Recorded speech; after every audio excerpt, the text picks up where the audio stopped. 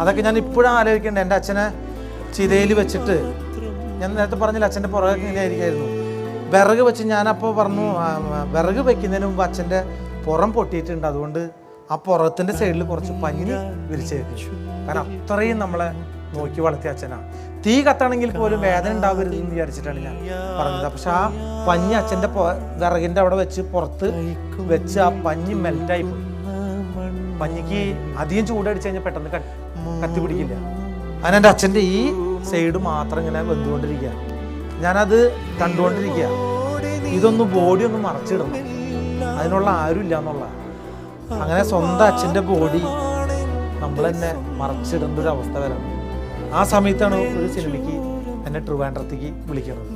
പക്ഷെ ഞാൻ അത് മറച്ചിട്ട് ഞാൻ ആ ഷൂട്ടിങ്ങിന് പോയി. പക്ഷെ എനിക്ക് സന്തോഷം തോന്നിയത്, ഞാനൊക്കെ പുഴയിൽ കുളിക്കാൻ പോകുമ്പോൾ ഈ സൈഡിൽ കുറേ ഒരു സ്ഥലമുണ്ട്, അവിടെ കുറേ മുളയൊക്കെ നിൽക്കണതാണ്.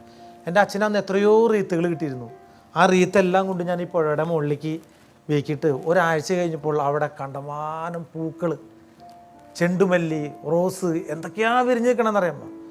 എനിക്കത് മനസ്സിന് വളരെ ഒരു എന്താ പറയുക, സങ്കടവും വന്നു, സന്തോഷം വന്നു, അല്ലാണ്ടായെന്നുള്ളതാണ്. അച്ഛൻ മരിച്ചാലും അമ്മ മരിച്ചാലും ഇങ്ങനെയുള്ള പരിപാടിക്ക് വിളിക്കുന്നവരുണ്ടായിരിക്കാം. നമ്മുടെ വിഷമം നമ്മ തന്നെ മനസ്സിലാക്കുക. മറ്റുള്ളവർ ചിലരതിൽ പങ്ക് ചേരുന്നവരുണ്ടായിരിക്കാം.